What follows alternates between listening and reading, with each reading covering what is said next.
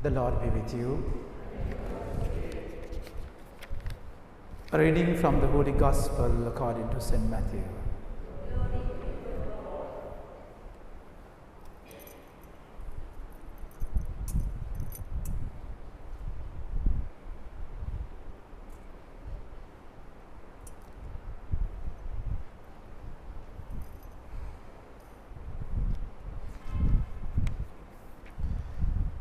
At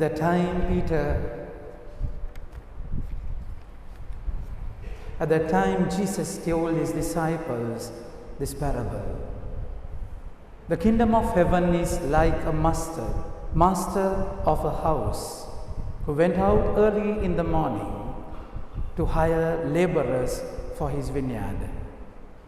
After agreeing with the laborers for a denarius a day, he sent them into the vineyard. And going out about the third hour, he saw others standing idle in the marketplace. And to them he said, "You go into the vineyard too, and whatever is right I will give you." So they went. Going out again about the 6th hour and the 9th hour, he did the same. And about the 11th hour, he went out and found others standing. And he said to them, "Why do you stand here idle all day?" They said to him, "Because no one has hired us." He said to them, "You go into the vineyard too." And when evening came, the owner of the vineyard said to his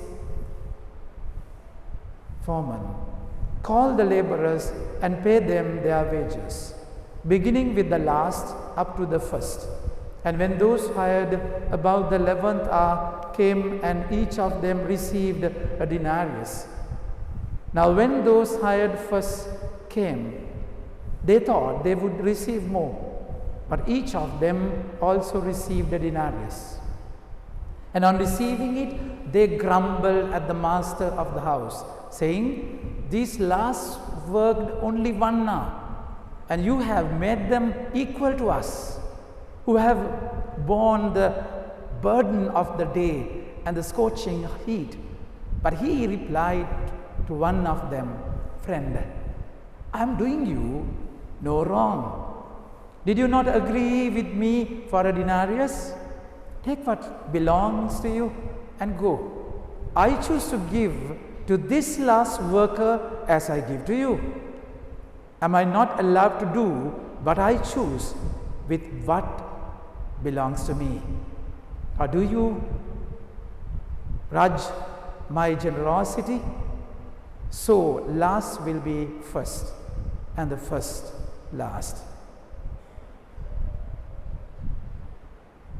The Gospel of the Lord. Please be seated. My dear friends, we are in the 25th Sunday in Ordinary Time. Now the formation of Matthew's Gospel is such that in this segment of the Gospel we find how he speaks about the community life and the relationship that you have with each other. Of course, last Sunday, we spoke about the forgiveness, and Peter came to the Lord and said, "Is it okay if I forgive 7 times?" Of course, which is the normal ordinary teaching would 3 times. So he says 7 times. He would have expected a pat on his back after saying so. But then the Lord says, "No, not 7 times, rather 70 times 7. He must have dumbfounded with that statement. That's exactly why in the first reading today, the Lord is saying, "My ways are not your ways. My thoughts are not like your thoughts." It's different. As the sky is high above everything, my thoughts are like the sky, and your thoughts are far below the sky. So rather you cannot understand the way the Lord is thinking. You cannot fathom his idea completely. So sometimes we can be so narrowed down, so framed with our minds, and we curtail his love, we curtail his mercy. That's exactly why he said not 7 times, 70 times 7. So we are so judgmental, my dear friends. We are so judgmental. First, that judgment begins with you. Psychologically, when you are in your mother's womb, you begin to build this frame, curtailing of God's plan in you. That's exactly why the Lord is saying to Jeremiah, I have chosen you before in your conception. Because what we are always colored by the environmental opinion. So one girl came to me for counseling, and she said, Father, I don't accept myself. Of course, this happens with many children, since I look after youth. So I can't accept myself. I'm so I can't recognize. I can't identify me. So when you pray over the person, when you discern, go into an inner journey with the child, we find definitely in this particular incident, of course, the parents always wanted a boy. Always they wanted a boy. So in fact, they named the child also in boy's name, and all blue color basins, blue color napkins, blue color towels, all blue, and this child is completely lost, and now she's in his adolescence, and now she's lost. So the identity was tarnished, completely broken, distorted because of the judgment of others. This can happen to us, my dear friends. So it becomes so real with us. What others think about me, what others' opinion, the words can be very strong. Sometimes the way you scold your child, if you are so negative over the person, you become negative. That can happen to us, my dear friends. So that's exactly why the Lord is saying, I have a fresh idea about you. I have a different idea about you. So your thoughts are in the low, in like the ground, like on the earth. My thoughts are far above you. That's exactly why we need to climb the mountain. That's exactly why we need to go to the Word. That's exactly why we have to discern the God's will in my life, my dear friends. So without which we will be lost completely. So that's exactly why the Lord is saying, I'm like a master who comes in search of a labor. Of course, if you go to the Septuagint or the background of the gospel, it's in Palestine. Those times they are in a terrible economic crisis. Not more than us, I think. Sri Lanka. In a terrible state in that way. So better than us, I suppose. Anyway, so this in this crisis, of course, the laborers did not have proper work. So they didn't have. Of course, they didn't have visa to go abroad like the Sri Lankans go abroad. All the learned are going, all the equipped people are going. That's another story. But that's by the way. So they had to come in search of work. If they got a chance, they are lucky. Otherwise, they would starve the whole day. They didn't have any saving, so they are so poor. They are in dire strait economically. So in the morning, they would come to the marketplace expecting a day's work. Someone would hire them. And it's amazing how we should depend on God. We can't buy anything. It's all grace. You cannot, none can say that I have earned this. None can say it's my will. None can say it's my right. No. It's all freely given.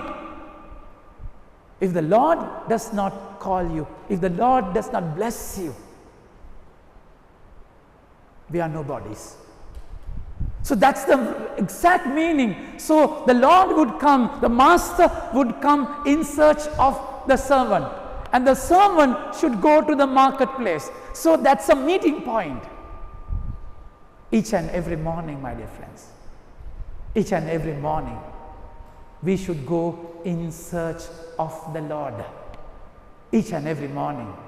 The morning should be that encounter. That's important. Otherwise, you will lose meaning. You can have a proper job. You can have your career well. Okay, fine. But then the true meaning lies in that encounter, without which we are lost.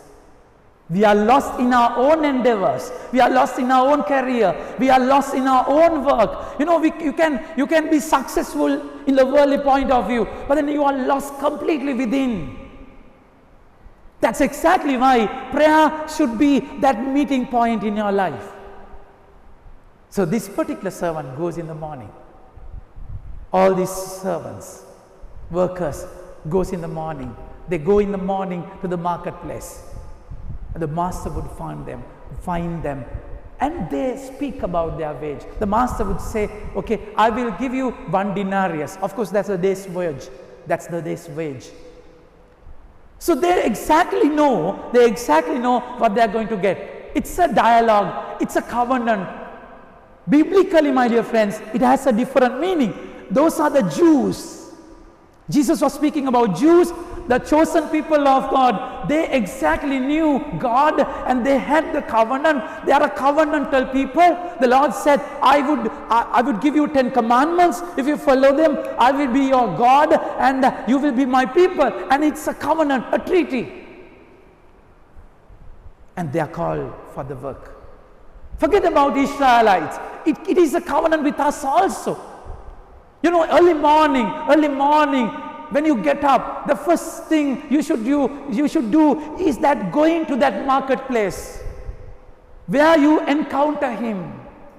Early morning, before everything, you know, most of us, we get up and pray. If you get up and pray, fine.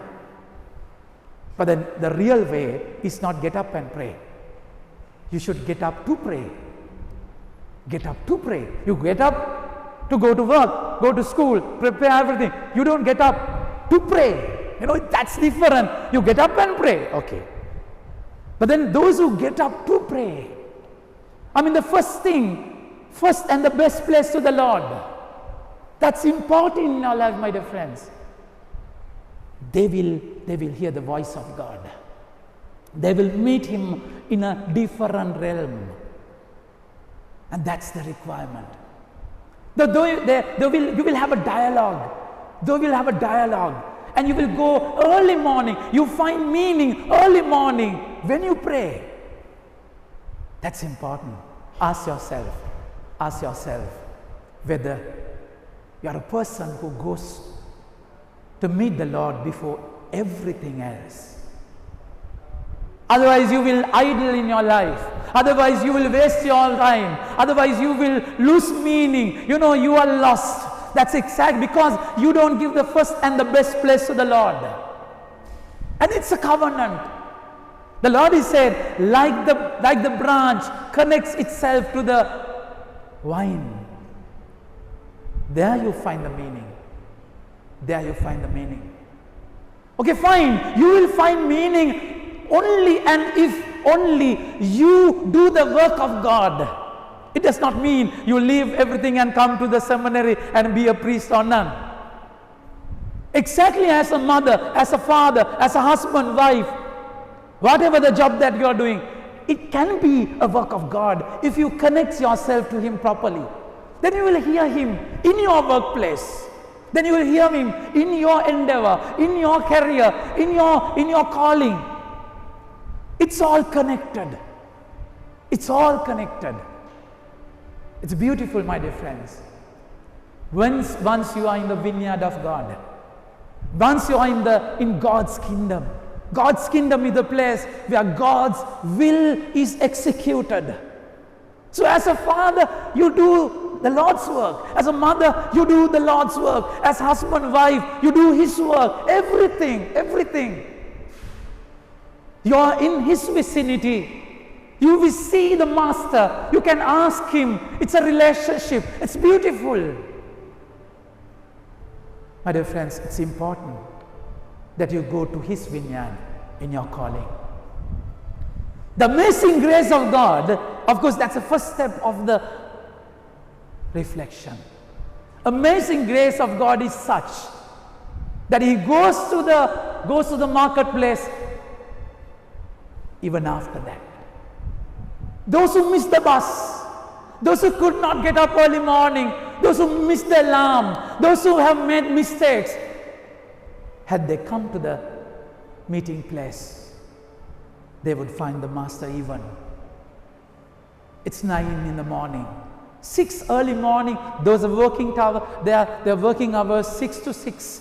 It's about 12 hours, not like us. So early morning, 6 o'clock, they would find the servants. Okay, fine. Even in 9 he would come. Maybe a lot of work in the vineyard. My dear friends, you know, when it comes to grapes in their cultivation, wine, so it's September month like us. It's a rainy season. It's already raining here. But then in September, they would get rains. And also the harvesting time falls also on September. And so the more you keep the grapes on the grape vine, the more you keep the fruits in the vine, the more tastier it is. So they had to fight with time. So they see the rain, before it immediately they used to put lot of workers and harvest the grapes. So the timing is important. So there is eagerness in harvesting. That's by the way. But then this particular master comes to the marketplace even in noon. By 12 he comes again. Half of the day is gone. He would call them. You can miss many things in life. Yet if you decide to go to meet him, having that hope in your life, you will definitely meet them. Of course, there's a difference, my dear friends. He never spoke with them, the late servants, about the denarius, their wage. No covenant, no dialogue, no agreement. I would give you something. I would do something for you. Just come. It's different. The amazing grace of God, even by 3, he goes to the marketplace and he find a lot of people idling. Even in the evening, 5 o'clock, come on, it's just 1 hour remaining. Yet he calls them. They say, nobody hired us. We all have excuses, my dear friends. It's all other people's wrong, you know. When then God asked Adam, did you eat from the forbidden tree? I don't know. The wife that you gave. So Lord is at fault, you know. Then when he asked Eve, did you eat that? No, the serpent, not me. Not me. Mena culpa, not my fault. Not my fault. It's God's fault, you know. No, we don't know. We don't know. Nobody hired us. Nobody. Had they come in the early morning, the very master could have taken them. So we make mistakes, my dear friends. We all make mistakes, blunders. We are never regular. We are never perfect. We are all pale, frail, and will fall. You know, that's a part of life. But then, of course, even in the evening, they decided to come to the marketplace, having, you know, a pale faith, hope that somebody would take us. Otherwise, they would starve in hunger. The whole household would suffer because the breadwinner does not have anything for the day. It's important that you go to the marketplace with all your failures, with all your shortcomings, with all your iniquities. Okay, I have missed my life. I have missed my everything. You know, I have made terrible blunders. I don't know how to rectify them. It's okay. It's not up to you. You just go and meet him. You have to take that step, my dear friends. It's a meeting place. Of course, if you are lost like a coin, he would come in search of you. If you are lost like a sheep, He would come in search of you. But if you are lost like the prodigal son, that particular son should take that shub, a metanoia, a U-turn, and come in search of the Father. It's up to us, because we have a free will. God will never bulldoze his way. Puta, come. Come. No, you just come. Just drama, okay? Don't worry. You should come. Otherwise, I'll shoot you. God will never persuade. It's all up to you. He will invite you. If you come, you will have. If you don't come, you will lose. Because we have a free will. No other creature would have the free will. So it's a meeting place. You come from there, I'll come from here. Okay, come. It's your step. But then in the very first place, my dear friends, if you read 1 John chapter 4 verse 19, we love each other because he first loved us. God is the person who came from heaven, left everything, all the glamour, glory. He left everything and came to this world in search of you. And you are so stubborn, you are so hard-hardened, like Meribah and Massa. You don't come. You judge. You think like Judas, and the parable of talents. The last one, he thought, you are a very cruel master, so I have buried all my talents, because you reap from the place where you don't have, you harvest from the place where you don't have reaped. That's his judgment.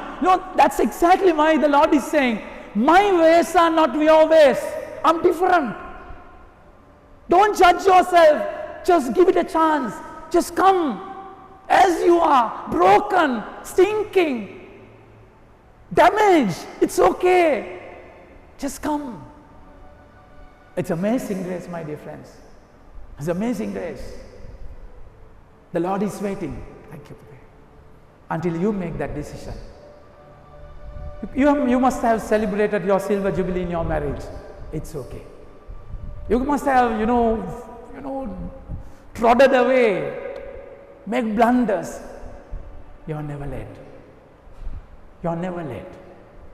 When this particular wife came to John Mary Vianney, of course he's a saint, patron saint of all the diocesan priests. We are patron saint. So she came crying and said, Father, my husband committed suicide by jumping from a bridge, and he killed himself. So of course those days, my dear friends, before pre-Vatican time, if a person commits suicide, he is completely doomed, judged. They are not saved according to the church teaching. So she was so broken that he would go to hell. And then John Mary Vianney, Father John Mary Vianney beautifully says, child, don't worry. There is gap between the bridge and the waters. There is gap between the bridge and the waters. In that gap, he could have repented. Then he could have salvation. That's our God. That's our God. So my dear friends, you are never late. Just go. It's okay. Don't think about your mistakes, all the blunders. You don't think about that bulk. His love is greater than all your mistakes. Time and space is nothing for him, because he's the creator and the master. He can just, one split of a second, change the entire gamut of yourself. He's God. He's omnipotent. Everything is possible with him. His ways are not your ways. Had Judas said sorry when he kissed the master, hugged his neck and said, sorry, Lord, I have betrayed you. Lord, I don't know what to do, master, sorry. He could have gone to heaven. He thought, no, I'm judged, I'm condemned. I have done this mistake. like the right side thief, you know. According to Fulton J. Sheen, he's a real thief, you know.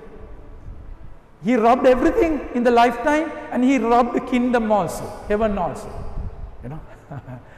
Number one, first class robber. It's okay, my dear friend, just go, just go. Go to the marketplace. You take that step. You take that step in darkness. You do not know. But then the Lord is waiting. The whole kingdom is waiting. All the heaven is waiting. Until you take that shub. Until you take that metanoia. A change of heart. And finally, when they are repented, when they went to the place, when they went to the vineyard, what happens? It's our kingdom. It's our vineyard. Vineyard is the kingdom of God. We all work. We all hired servant. We have a duty. And once you are called there, we are all equal. There is no gradation. There is no superiority. No, in heaven everyone is the same. When it comes to the kingdom, of course, in our ministry, we need those status, you know. We need those hierarchical order. But then in kingdom, we all are the same. Everyone is equal in the eyes of God. That's the amazing grace of God. So what would happen, you know? Yeah. So those who came in the early morning, of course, had the Lord does not call them, they would, you know, die in starvation. But then because of His grace, He called him and of course promised them a denarius. So the last final one, those who came by 5 in the evening, they worked only 1 hour. So those who work early, from the early morning, they would say, John is coming 5 o'clock and Abarang is coming 5 o'clock and Juang is coming 5 o'clock. Okay, fine, we'll find. And they all judge the people. So when they are given the wage, salary, those who came, Pute, come, 4 of you come. Stay in a line. Stand in a line. Come, you come. It's okay. Come. You come. Come soon. Come soon. Stand in the line. Go to the corner. So he came early morning, 5 o'clock, 6 o'clock. And he came evening 5 o'clock. So this person, okay, we'll say, what's your name, darling? Chetan. Jerry, whatever is it. Okay. Turn this side, turn this side, turn this side, turn this side. So you would get a denarius. And he would see that. 5 o'clock denarius. So I have come in the morning, in the scorching sun, I have worked. He forgot the covenant. He forgot what the Lord promised him. He forgot everything. And he was just comparing himself with the other person. You lose happiness the moment you compare. It's all brothers and sisters in the kingdom of God. He would expect more. Your ways are not your ways. Your ways are not my ways. Don't think in your own broken way. The way I love is different. If you don't enjoy, if you are not satisfied with what you have, you will lose all the happiness and joy in life. Lord has called you with an everlasting love. Even though you have made mistakes, He just wait until you come back. Make that decision. Don't ever judge.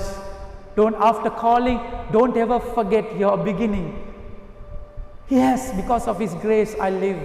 So if he's loving your brother, blessing your brother, just enjoy. Because if the hand is blessed, I would, the lips would smile.